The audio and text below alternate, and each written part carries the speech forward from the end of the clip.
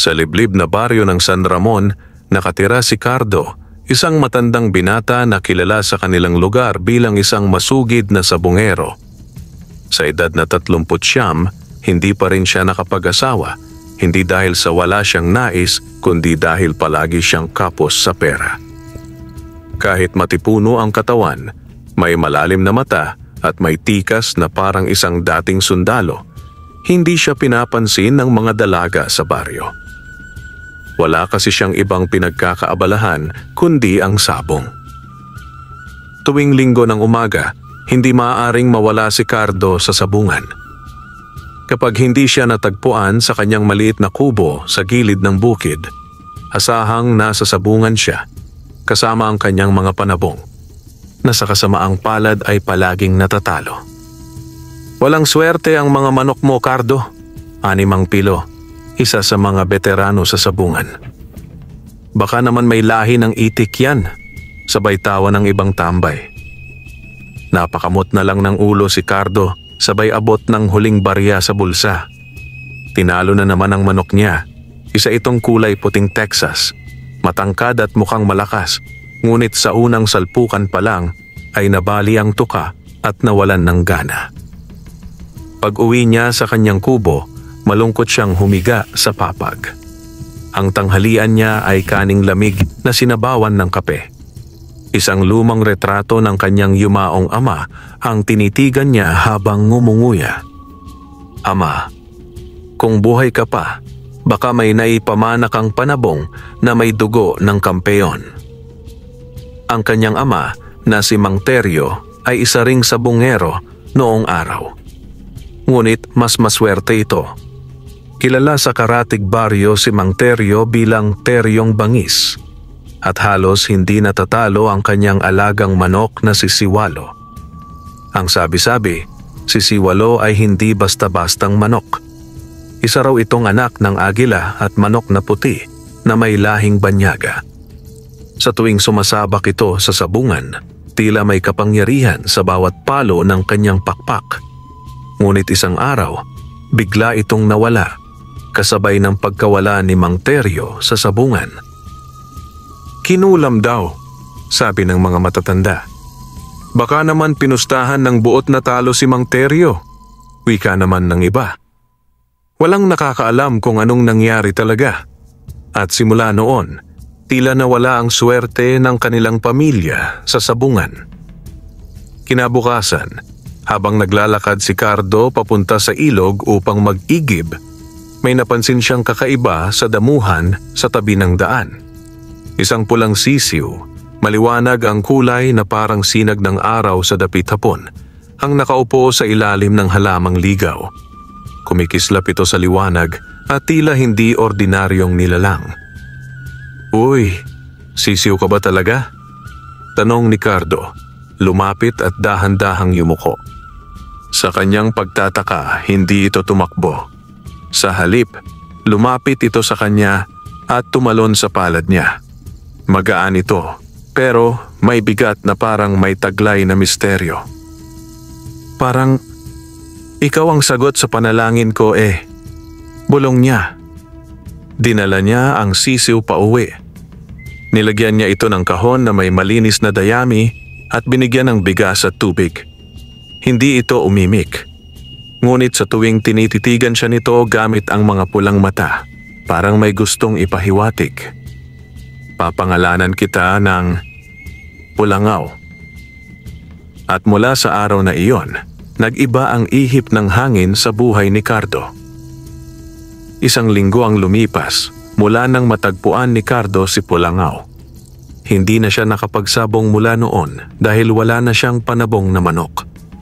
Ngunit tila hindi siya nababahala sapagkat ang kanyang atensyon ay nakatuon na ngayon sa kanyang bagong alaga, ang mahiwagang pulang sisiw.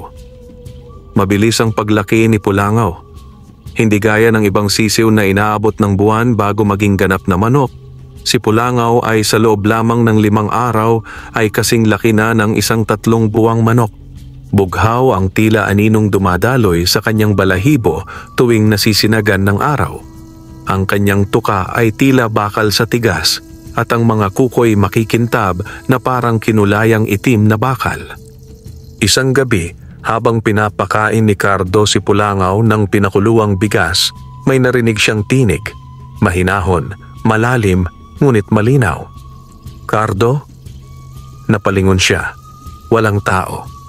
Napakagat siya ng labi, lumingon sa paligid at ibinalik ang mata sa kanyang alaga.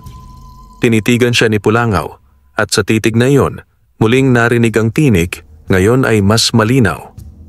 "Kapag hinog na ako, dadalhin mo ako sa sabungan. Ako ang magdadala sa iyo sa tagumpay." Napaatras si Cardo. "Diyos ko, nagsasalita ka ba, Pulangaw?" Nanginginig niyang tanong. Hindi sumagot ang sisiw, ngunit sa gabing iyon, hindi siya nakatulog. Sa halip, nanatili siyang gising, pinagmamasdan ng mahiwagang manok na, sa kabila ng kababalaghan, ay tila may ginintuang misyon sa kanyang buhay. Kinabukasan, hindi na may kakaila ang lakas ni Pulangaw. Kumakampay ito ng pakpak at nakakasira ng mga yero sa bubong. Sa bawat tuka niya sa lupa, sumasabog ang buhangin. Isang beses, kinagat niya ang isang malaking bayawak na gumapang sa kubo. Hindi man lang ito nakapalag. "Hindi ka basta manok. May lahi kang di ko maintindihan." Bulong ni Cardo habang pinapahira ng langis ang pakpak ni Pulangaw. 2 linggo pa ang lumipas. Dala ng mga pinagtagpi-tagping lumang duster at pantalon, umakyat si Cardo sa bayan. Sa ilalim ng kanyang balabal, bitbit niya si Pulangaw. Ngayon ay isang ganap na manok panabong, may taas na halos 1 metro at may tindig ng isang sundalong may pinagmamalaking dangal. Pagkarating sa sabungan, pinagtawanan siya agad ng ilan. "Abay si Cardo, may bago ka na namang itatayang pangkape," sigaw ni Mang Pilo sabay tawa. Ngunit nang makita nila ang pulang manok, unti-unting napalitan ng katahimikan ng sabungan. Ang mga sabungero'y napanganga. Isa si Mang Ador, ang hari ng sabungan, ang unang lumapit. "Tang ina, Cardo, saan mo nakuha to? Parang hindi basta manok to, parang anak ng demonyo't agila." Napangiti si Cardo. "Hindi ko alam kung ano siya, pero ang alam ko, kayang-kaya niya kahit sinong panabong niyo." Tumahimik ang lahat. "Ha, sige nga, ipusta mo. Harapin ang itim na lobo ko," hamon ni Mang Ador. Ang itim na lobo ang pinakakilalang panabong sa buong lalawigan. 5 sunod na panalo at 2 beses nang nakapatay ng kalaban sa sabungan. Walang umaangkas at palaging may pusta na lagpas 5,000. "Laban," sagot ni Cardo. Buo ang loob. Tumili ang sultador. Nagliyab ang paligid ng sabungan sa sigawan. Lumipad ang mga pusta. "Sa itim na lobo ako," sigaw ng isa. "Hindi, doon sa pulang halimaw," sigaw ng isa pa. Pumasok si Pulangaw sa ruweda. Matay pula, balahiboy kuminang, at ang katawan ay tila may init na dumadaloy sa hangin. Humugong ang ere. Parang biglang umitim ang paligid. Parang may kung anong espiritong dumapo sa sabungan. Isang iglap, lumipad si Pulangaw. Isang tikwas ng pakpak at bumaliktad ang itim na lobo.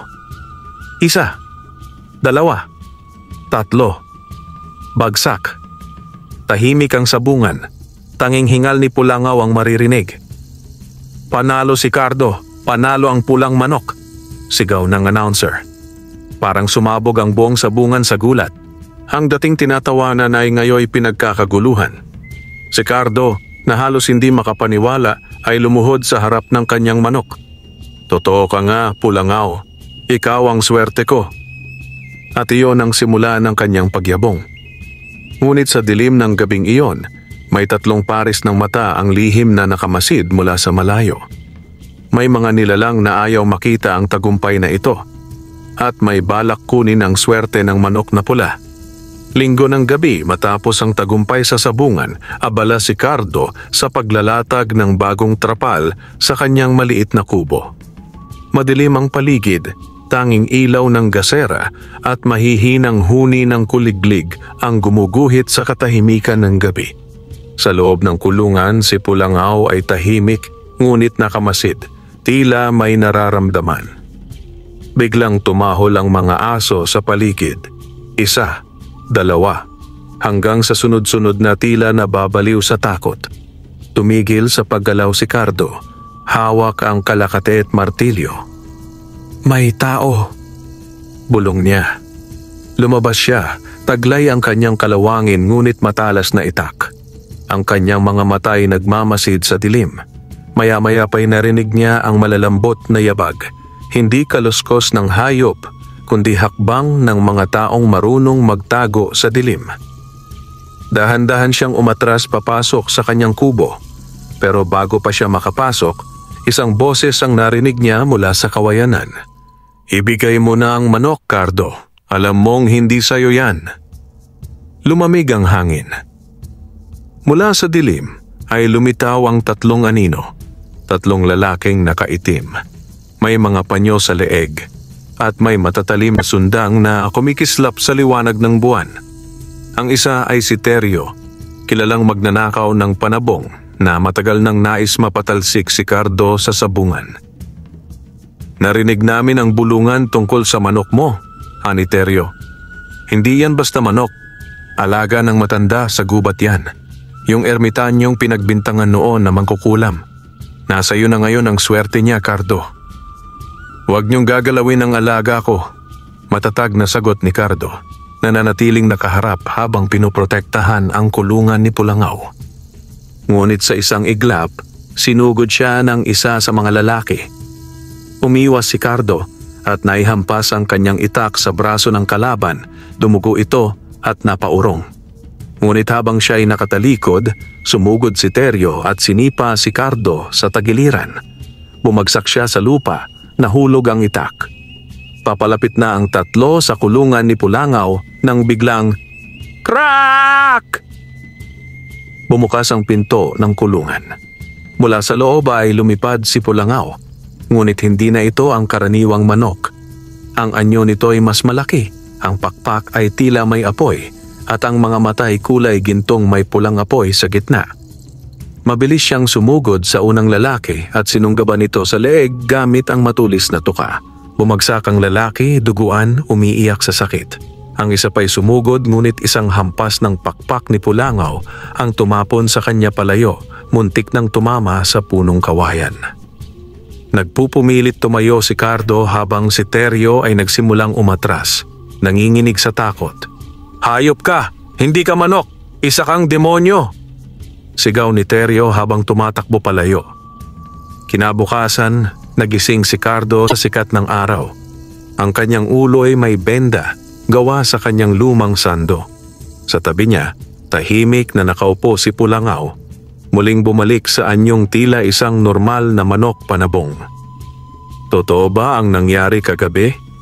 tanong ni Cardo, bagaman alam niyang oo ang sagot. "Tandaan mo, Cardo," muling narinig niya ang tinig, ngunit ngayon ay parang hindi galing sa labas kundi sa loob ng kanyang isipan. "Habang ikaw ang tapat na may-ari, hindi kita pababayaan, ngunit marami pa ang susubok kumuha sa akin, at hindi lahat ay tao lang." Sa mga susunod na araw, kumalat ang balita. Hindi lang ang pagkapanalo ni Pulangaw, kundi pati ang malagim na nangyari kay Teryo at mga kasama. Isa sa kanila'y patay, ang isa'y nawawala pa rin. At si Teryo, nang matagpuan, ay umiiyak sa gitna ng palayan, baliw na at inuungol lamang ang katagang, "Hindi manok yon, hindi manok."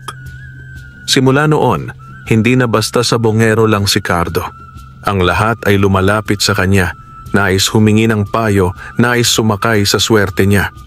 Ngunit si Cardo tahimik lang, at patuloy na binabantayan si Pulangaw, ang mahiwagang alaga na tila isinugo ng langit o ng impyerno.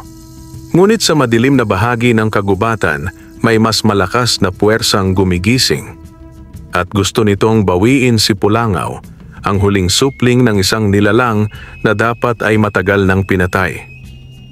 2 linggo na ang lumipas mula nang mapatay ni Pulangaw ang mga lalaking sumubok kumuha sa kanya. Ngunit sa kabila ng katahimikan sa paligid, hindi matahimik ang loob ni Cardo. May mga gabi pa rin na ginagambala siya ng panaginip. Panaginip ng mga apoy ng lumilipad na mga nilalang at ng isang mahiwagang itim na manok na may 3 mata.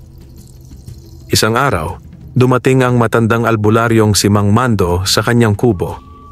Matagal na itong hindi nagpapakita mula nang manirahan sa paanan ng bundok. Dala niya ang isang lumang aklat, makapal ang alikabok at balot ng lumot ang gilid. "Cardo," sambit ng matanda habang nakatingin sa kulungan ni Pulangaw, "oras na para malaman mo ang katotohanan tungkol sa alaga mong pula." Napalunok si Cardo. "Alam niyo ho?" Tumango si Mang Mando at dahan-dahang inilapag ang aklat sa lamesang kawayan. "Bago pa man ako naging albularyo, isa akong tagapangalaga ng mga sinaunang lihim ng ating bayan. Isa roon ay ang alamat ng mga ibong Sigbinero." "Sigbinero?" tanong ni Cardo. "Oo," sagot ni Mang Mando habang binubuklat ang lumang aklat. "Ito ay hindi karaniwang manok. Sa dugo ni Pulangaw ay dumadaloy ang kapangyarihan ng mga sinaunang tagapagsanggalang sa pagitan ng mundo ng tao at ng dilim. Ang mga pulang sisiw tulad niya ay isinilang tuwing 9 na buwan ng buwan ng apoy sa gitna ng bagyo at kidlat. Sila ang tagapagligtas o tagapuksa." Itinuro ni Mang Mando ang isang larawan sa aklat. Isang malaking pula at itim na manok na lumilipad, may apoy sa mga mata at may pakpak na parang kaliskis ng dragon. Sa maling kamay, si Pulangaw ay magiging isang salot, pero sa kamay ng tapat, siya ay magiging sandata. Nanlalamig ang pakiramdam ni Cardo habang nakikinig. Noong isang gabi, sabi niya, kinakausap niya ako pero hindi sa salita, para bang nasa isip ko lang. Tumango si Mang Mando. "Iyan ay tanda ng pagtanggap, ngunit hindi lang ikaw ang nakakaalam niyan. May mga nilalang sa kagubatan, mga dating tagapangalaga rin na itiniwalag sa dilim at sila'y muling bumabangon." "Anong gusto nilang gawin kay Pulangaw?" tanong ni Cardo. "Gusto nilang gawing sandata laban sa sangkatauhan. Gusto nilang muling buhayin ang dating paniniwala, ang pagsamba sa mga hayop na may kapangyarihan. Kung mapasakamay nila si Pulangaw, magwawakas ang balanse ng mundo." Napatingin si Cardo sa labas. Si Pulangaw ay tahimik na kumakain ng durog na mais sa lilim ng puno. Parang walang alam sa panganib na paparating. Muling nagsalita si Mang Mando. "Bukas ng gabi, sa 9 ng buwan, magbubukas ang pintuan ng apoy. Doon muling lilitaw ang mga nilalang ng dilim, ang mga manananggal ng gabunan, ang tiktik na walang laman, at ang itim na alakdan. Kailangan mong bantayan si Pulangaw, at higit sa lahat, kailangan mong paghandaan ang huling labanan." "Anong dapat kong gawin?"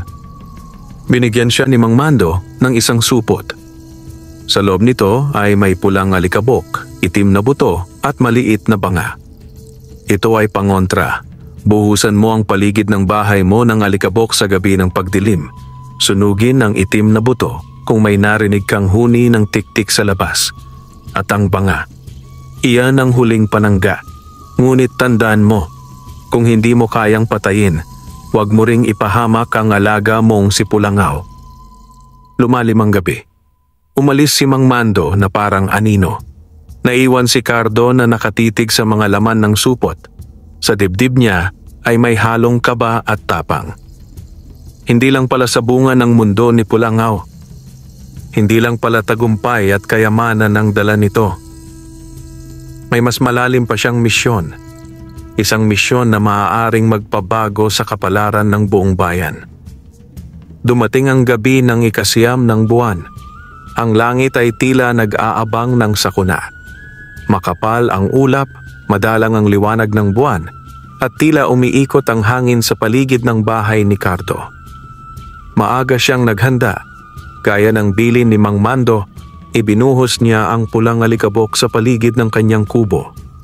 Sa bintana, sa pintuan, sa ilalim ng papag at maging sa bubungan. Ang bawat patak ng alikabok ay tila humihinga ng apoy, naglalagablab sandali bago muling kumalma. Si Pulangaw naman ay tila kinakabahan. Hindi ito mapakali sa kanyang kulungan. Nilalapitan nito si Cardo at tumutunghay na tila may gustong ipahiwatig. "Huwag kang mag-alala," bulong ni Cardo habang hawak ang kulungan ng kanyang alaga. "Hindi kita pababayaan." Eksaktong hating gabi nang magsimulang umalulong ang mga aso sa buong baryo. Isa-isang napatigil ang ingay ng mga kuliglig, ng mga palaka at ng hangin. Humupa ang lahat. Sobrang tahimik, parang walang buhay ang paligid. Tapos ay isang huni ang bumasag sa katahimikan. Tik, tik. Nanggagaling ito sa may kagubatan. 1, 2, 3 ulit. Agad na kinuha ni Cardo ang itim na buto at nilagay sa gitna ng kubo. Sinindihan niya ito gamit ang kahoy na may langis ng niyog. Nang matupok ito, biglang bumuga ng maitim na usok ang maliit na buto. Usok na amoy insenso, ngunit may halong lansa ng dugo. Nagsimulang kumilos ang paligid. Mula sa gilid ng kagubatan, nakita ni Cardo ang paggalaw ng mga damo. May anino, may naglalakad. Hindi, lumilipad. Hindi rin ito tao. Ang mga hugis nito ay mahahaba, may pakpak, at may mga matang nagliliwanag sa dilim. "Mga nilalang ng dilim," bulong ni Cardo habang tinatakpan ang kulungan ni Pulangaw. Isa-isang lumitaw mula sa kadiliman ang 3 nilalang. Ang una ay isang manananggal. Babaeng itim na itim ang balat, duguan ang bibig at lumilipad ng walang katawan mula baywang pababa. Ang pangalawa ay isang tiktik, payat, mahaba ang dila at may pakpak na parang paniki. Ang huli ay isang itim na alakdan, isang halimaw na kalahating tao at kalahating alakdan, may buntot na barbed at kamay na parang sipit. "Ibigay mo sa amin ang sisiw," sabay-sabay na sigaw ng 3. Nanginginig ang kanilang boses at nagkakaisa sa galit. "Hindi," sagot ni Cardo habang tinataas ang banga na binigay ni Mang Mando. Mula sa banga, bumulwak ang liwanag. Nabulag saglit ang mga nilalang pero mabilis silang bumawi. Sumugod ang tiktik, tumalon ang manananggal at umatake ang alakdan mula sa gilid. Ngunit bago pa man sila makalapit, biglang nagsimulang lumiwanag ang kulungan ni Pulangaw. Tumayo ang sisiw, tumingala sa langit at bumuga ng malakas na apoy. Crack! Ang apoy ay hindi pangkaraniwan. Kulay asul ito at sa bawat tama sa katawan ng halimaw, natutusta ang laman, natutunaw ang buto. Napahiyaw ang tiktik habang nagliyab ang pakpak nito. Nagtangkang lumipad palayo ngunit sumabog sa ere. Ang manananggal ay nagkalasog-lasog ang laman sa apoy ni Pulangaw.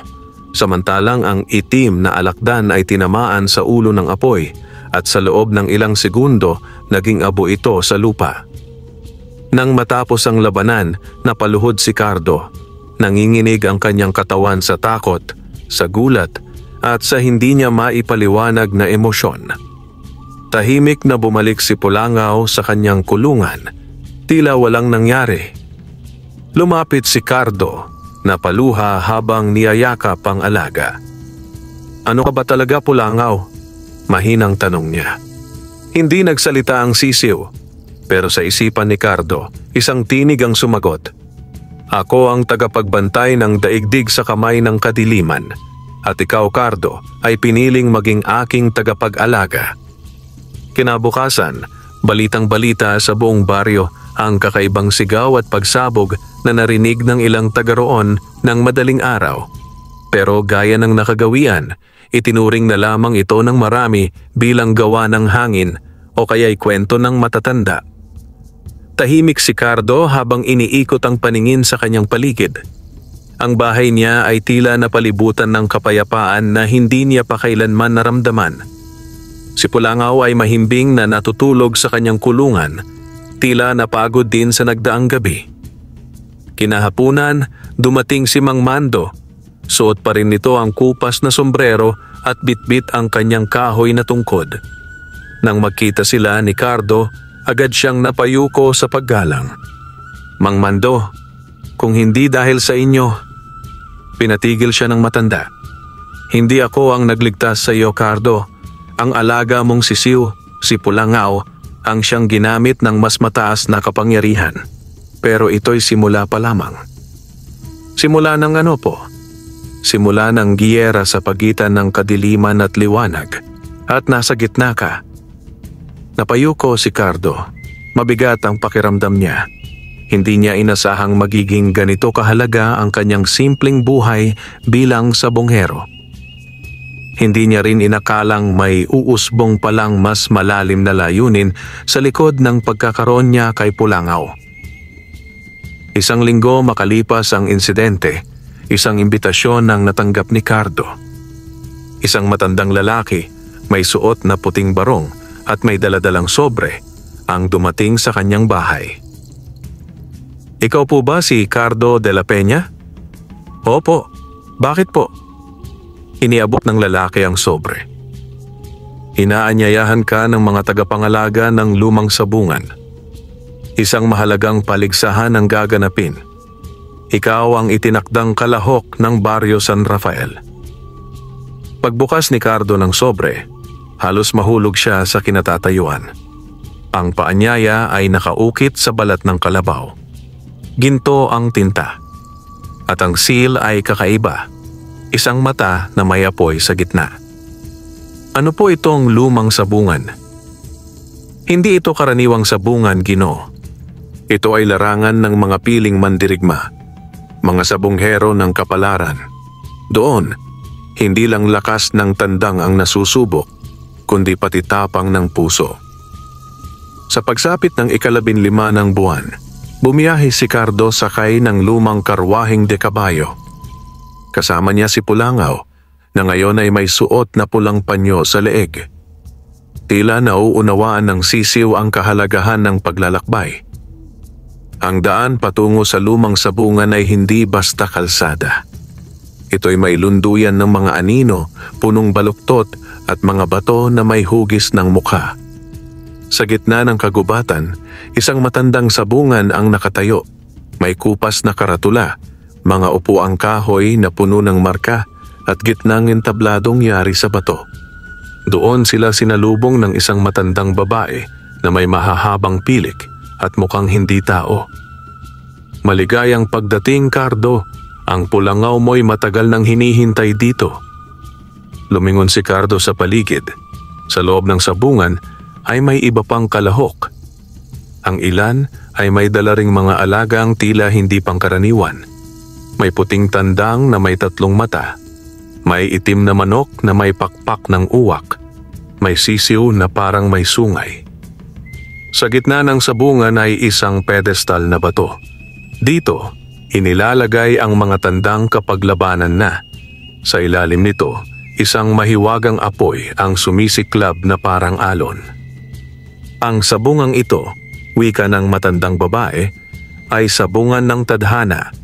Kung ikaw ay mapapatunayang karapat-dapat, ibubunyag sa iyo ang lihim ng tunay mong pagkatao at ang kapalaran ng mundo ay maaari mong baguhin. Ang unang laban ni Cardo ay laban sa isang misteryosong sabongerong nakaputi, may salamin at walang emosyon.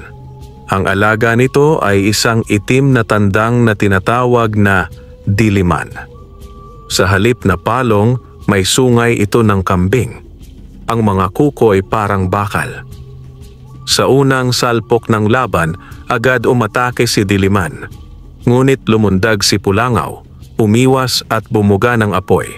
Hindi nasunog ang kalaban. Sa halip, nilamon ng usok ang apoy ni Pulangaw. "Cardo!"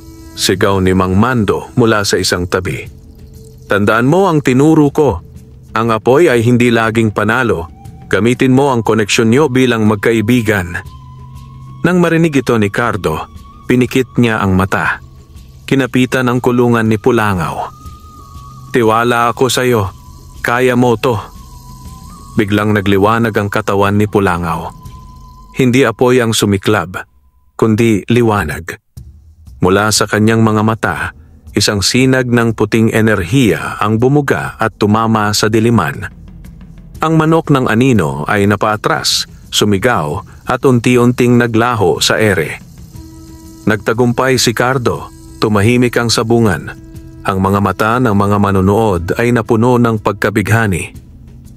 Ang una sa 8 pagsubok ay nalampasan mo, sabi ng matandang babae. Ngayon, handa ka na sa susunod, ang laban ng apoy at dugo. Ang gabi ay bumalot sa lumang sabungan. Ang mga lampara sa paligid ay kusa na lamang nagningning, waring may sariling buhay. Sa gitna ng entablado, unti-unting lumilitaw ang mga sinaunang simbolo sa sahig, mga ukit ng tandang, apoy at mata na may patak ng dugo.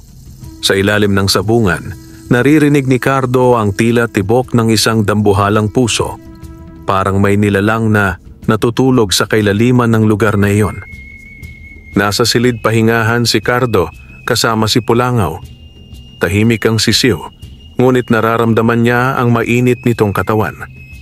Tila may pagbabago sa kanyang alaga, mas lumiwanag ang kulay, at ang maliliit nitong pakpak ay parang nagsisimulang lumaki. Waring hindi na lang ito basta sisiw. Pumasok si Mang Mando.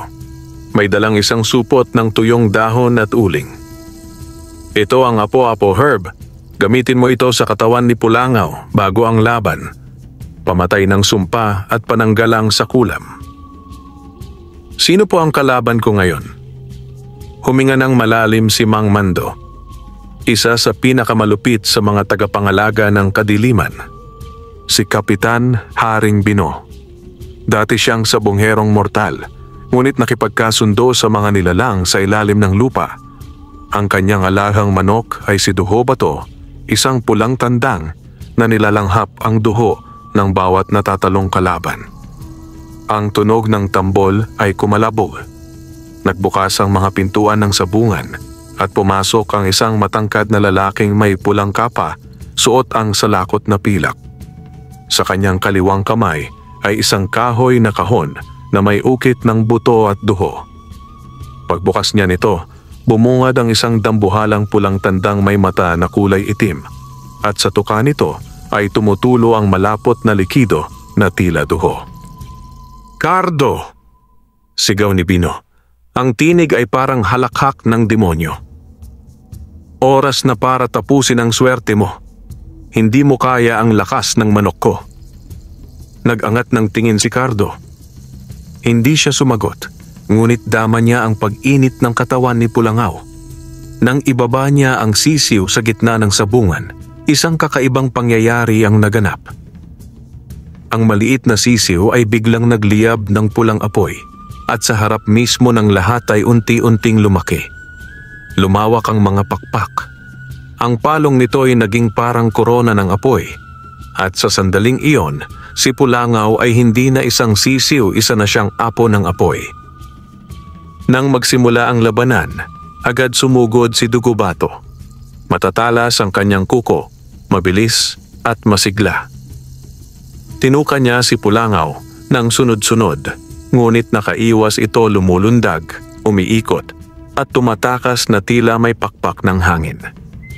Nagbuga si Dugo Bato ng pulang usok mula sa bibig at natakpan ang buong sabungan. Nawalan ng paningin si Pulangaw at sinamantala iyon ni Dugo Bato para manibasib ng atake. Umalingaw-ngaw ang sigaw ng mga manonood nang makitang tinamaan sa pakpak si Pulangaw. "Tumayo ka, Pulangaw!" sigaw ni Cardo mula sa gilid. Ngunit sa halip na tumayo agad, ang sisiw ng apoy ay biglang yumuko. Mula sa katawan nito ay lumabas ang liwanag na nagmistulang anino ng isang tandang nagawa sa apoy, isang espiritong manok na pinagsama-sama ang lakas ng lahat ng natalong tandang sa kanyang lahi. Sumugod muli si Dugo Bato, Ngunit ngayon ay sinalubong siya ng isang pagbuga ng purong liwanag, hindi lang apoy, kundi sinag ng kaluluwa ng bawat manok na dumaan sa sabungan ng tadhana. Sa huling salpok, nagkabanggaan ang tuka ni Dugubato at ang palong apoy ni Pulangaw. Isang malakas na pagsabog ang narinig. Umuga ang buong sabungan. Naglaho sa usok ang dalawang manok. Tahimik. Hanggang sa unti-unting lumitaw mula sa ulap si Pulangaw sugatan, ngunit nakatayo. Si Dugubato ay nakahandusay, unti-unting naging abo, at ang anino ni Kapitan Haring Bino ay hinihigop ng lupa sa ilalim ng sabungan. Lumapit ang matandang babae sa gitna ng sabungan. Sa pagkapanalong ito, anya, binuksan mo na ang ikatlong mata ng Pulangaw. Hindi na siya basta-bastang alagang sisiw. Isa na siyang tagapagpanatili ng balanse ang huling apoy. Lumingon si Cardo kay Mang Mando. Ano ang ibig sabihin nito? Cardo, ikaw ang huling tagapagdala ng apoy ng katotohanan. Si Pulangaw ay isinilang hindi lang para sa sabungan. Isinilang siya para ipagtanggol ang mundo laban sa kadiliman, at ikaw ang kanyang magiging sandigan. Habang natutulog ang lahat sa sabungan, nagising si Cardo dahil sa isang malamig na hangin. Sa bintana, may nakita siyang lalaking may itim na balabal at mga matang pula. Nakatingin ito sa kanya bago unti-unting naglaho. Sa kanyang likuran, nagsimulang magsalita si Pulangaw hindi sa pagtilaok, kundi sa isang tinig na hindi pangkaraniwan. Cardo, paparating na sila. Ang buong sabungan ay mistulang nabalot sa misteryo matapos ang labang iyon. Lahat ng nakasaksi ay natulala, tila hindi makapaniwala sa mga nasaksihan nilang kababalaghan.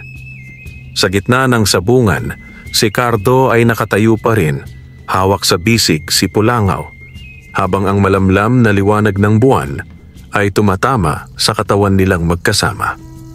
Subalit sa likod ng tagumpay ay may nagbabadya, isang mas malalim, mas mapanganib na puwersa. Isang lihim na noon pa'y pilit na itinatago ng matatanda, ng sabungan, at ng mismong mundong kinalakhan ni Cardo. Gabi iyon matapos ang laban. Pagod na si Cardo at agad siyang nakatulog habang yakap si Pulangaw.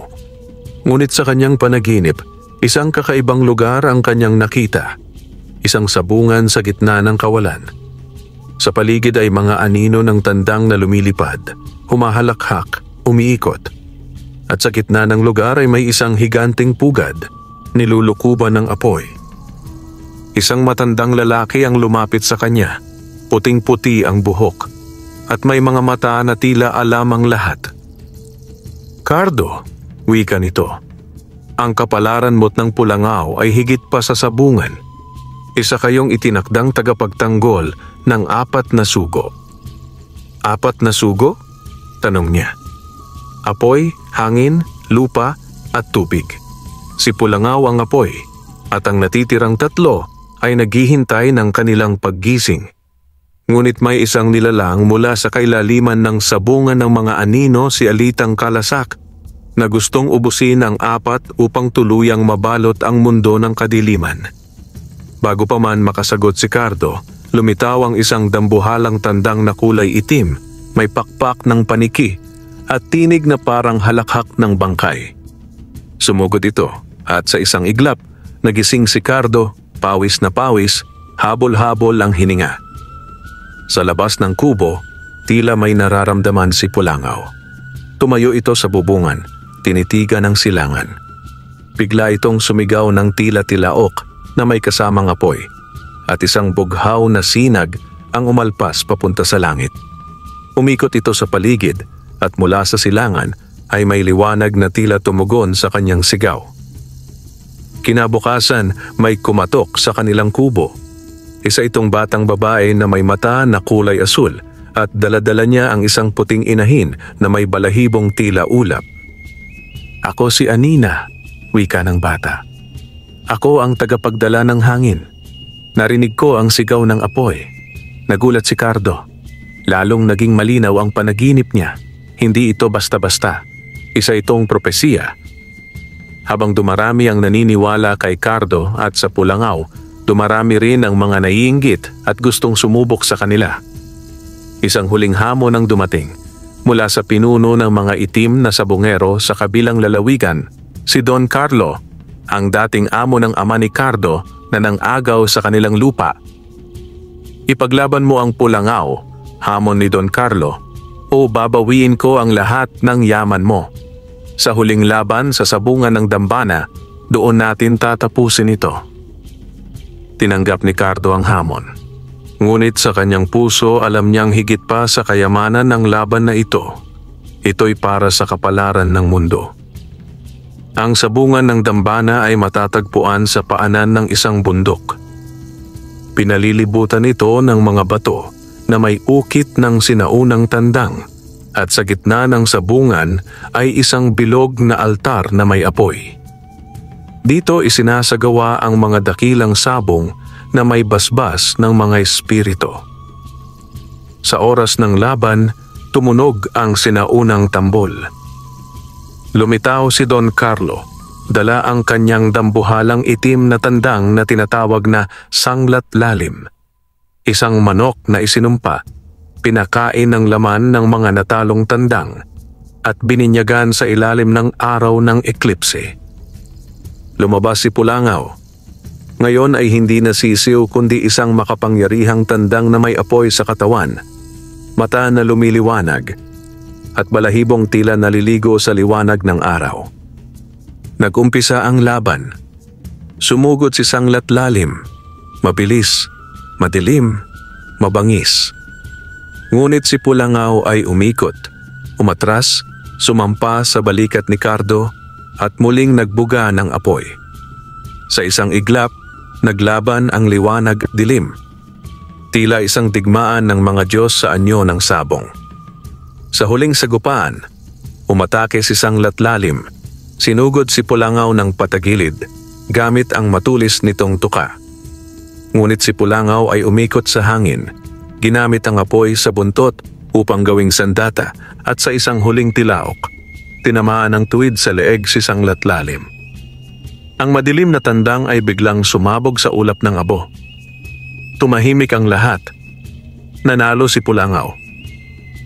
Tumayo si Cardo, tiningnan ang lahat ng tao sa paligid.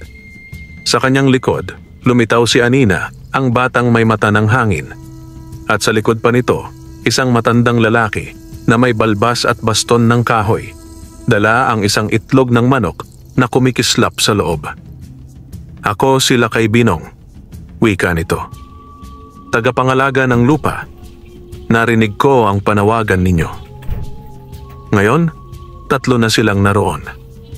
Apoy, hangin, at lupa. "Cardo," dagdag ni Mang Mando, "hindi rito nagtatapos ang kwento mo. Ito lang ang simula. May mas malaking sabong sa pagitan ng liwanag at dilim, at kailangan ng mundo ang 4 na sugo." Sa dulo ng sabungan, habang papalubog ang araw, nagsalita si Pulangaw. Hindi na tilaok, kundi tinig ng nilalang na tagapagsalita ng apoy. "Sa darating na sabong ng 4 na mundo, ako ang unang aawit. Ikaw ang magiging palad kong titindig, at magkasama tayong lalaban para sa liwanag at para sa bayan." Lumipas ang mga buwan, at ang mahiwagang sisiw ni Cardo ay lumaki ng lumaki. Hindi na ito ordinaryong sisiw. Isa na itong matikas, matipuno, at matalas ang tindig na tandang. Ang kulay nitong pula ay mas lalong naging matingkad, tila may ningning na ginto kapag tinatamaan ng araw. Naging tampok sa mga sabungan ng manok ni Cardo na tinawag niyang si Pulang Lahi. Kahit walang sugal, dumadayo pa rin ang mga tao upang masilayan lamang ito. Lahat ng tumapat sa kanya, talunan. Tila ba may sariling pag-iisip ang manok? Alam kung kailan iilag, kailan aatake, at anong bahagi ng katawan ng kalaban ng tatamaan. Hindi to basta manok, Cardo. Bulong ng isang matandang sabonghero. Yan ay may lahing hindi galing sa lupa, marahil regalo ng langit o galing sa malalim na kabundukan. Ngunit hindi lang mga sabongero ang napapansin sa tagumpay ni Cardo. Nagsisimula na ring mainggit ang ibang matataas sa baryo, lalo na si Kapitan Onoy, ang may-ari ng pinakamalaking sabungan sa buong lalawigan. Sa bawat panalo ni Cardo, nababawasan ang kita ng sabungan ni Kapitan Onoy. Lahat ng tao ay kay Cardo na lang tumataya. Hindi ito matanggap ng kapitan. Isang gabi, habang nagpapahinga si Cardo sa kanyang bahay kubo at nakadapo sa tabi niya si Pulang Lahi, dumating ang isang panauhin. Isang lalaking nakasuot ng mahabang itim na barong na may gintong burda. May suot siyang sombrerong de buntot at may dalang tungkod na gawa sa itim na kahoy. Ako si Don Baristo, isang dalubhasang tagapagsanay ng panabong mula sa Maynila, sabi ng lalaki. Nabalitaan ko ang iyong tandang, gusto ko siyang bilhin, 10 milyon. Napanganga si Cardo. 10 milyon? Ngunit ang sagot niya ay mariin. Pasensya na ho, Don Baristo. Hindi ito basta manok. Ito'y kapiling ko na sa hirap at ginhawa. Hindi ko siya kayang ipagbili. Tila may bahagyang ngiti sa labi ng Don, ngunit nanlilisik ang mga mata. Kapag hindi mo ibinenta, mapipilitan kaming lumaban. At kapag natalo ka, sa amin ang tandang. Kinabukasan, dumagsa ang mga tao sa sabungan. Ito na ang pinakamalaking laban sa kasaysayan ng baryo. Kakaharapin ni Pulang Lahi ang isang dambuhalang puting manok na parang ahas kung gumalaw, ang puting uwak ni Don Baristo. Tumahimik ang sabungan. Walang kibuan. Kahit si Cardo ay napalunok ng laway, ramdam niyang may kakaiba sa manok ng Don, parang may kung anong itim na enerhiya. Nagtagpo ang dalawang manok. Sa unang sagupaan, umatras si Pulang Lahi. Kumaluskos ang kaba sa dibdib ni Cardo. Ngunit biglang lumiwanag ang tuka ni Pulang Lahi. Parang may pulang apoy na bumalot sa buong katawan niya. Umikot ito sa paligid ng kalaban, saka isang mabilis na suntok gamit ang tari ang tumapos sa laban. Lagapak. Bagsak ang puting uwak. Nagtilian ang mga tao. Tumalon si Cardo sa tuwa. Ngunit sa sulok ng sabungan, galit na galit si Don Baristo, habang tahimik na nakatingin si Kapitan Onoy sa kanya. Makalipas ang ingrandeng laban, patuloy na bumuhos ang mga biyaya kay Cardo. Napalawak niya ang kanyang lupaing taniman ng kakao. Nabili niya ang dating paluging sabungan sa kabilang baryo at pinangalanang Pulang Lahi Arena. Mas dumami ang kanyang mga manok at empleyado, ngunit kahit kailan ay hindi siya naging arogante. Nananatili siyang mapagkumbaba, palangiti at masigla pa ring magsaka tuwing umaga. Ngunit sa kabila ng kanyang kasikatan, napapansin niyang unti-unting nagbabago ang ugali ni Pulang Lahi. Hindi na ito palakibo. Madalas ay matagal tumitig sa kabundukan, lalo na tuwing dapit hapon. Isang gabi, habang mahimbing ang tulog ni Cardo, nagising siya sa isang kakaibang tunog, tila hampas ng pakpak, ngunit napakabigat. Pagbukas niya ng pinto, wala si Pulang Lahi sa kulungan. Nagpatakbo siya papunta sa kakawaan at doon niya nakita si Pulang Lahi. Nakadapo sa ibabaw ng malaking bato, nakatitig sa buwan.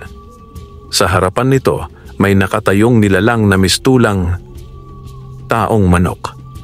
Parang tao ang katawan, ngunit may palong, balahibo at pakpak na parang tandang. Ang tinig nito ay malamig, tila hangin sa gabi. Panahon na, Pulang Lahi. Huwag kang masyadong tumagal sa mundong ito. May tungkulin ka sa itaas ng kabundukan. Isa kang bantay, hindi alipin ng sabungan.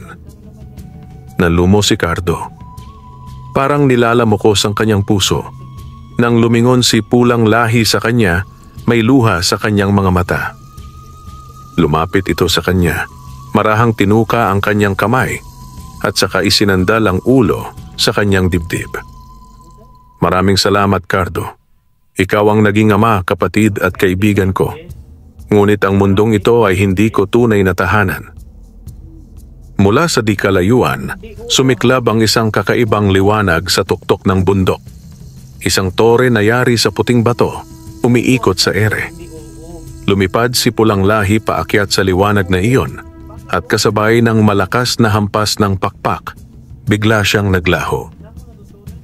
Makalipas ang 1 linggo, malungkot si Cardo. Lahat ng tagumpay ay tila walang lasa. Hindi na siya bumalik sa sabungan. Ngunit isang umaga, sa ilalim ng punong kakao, may natagpuan siyang isang pulang itlog na may kakaibang kinang parang dugo ng araw. Mula sa itlog, narinig niya ang mahinang tinig. Ang lahi ng pulang bantay ay hindi matitigil. Darating ang panahon, Cardo. Sa puso mo, uli lalago ang panibagong alamat. Muling nabuhay ang loob ni Cardo. Inalagaan niya ang itlog na iyon nang may mas higit pang malasakit.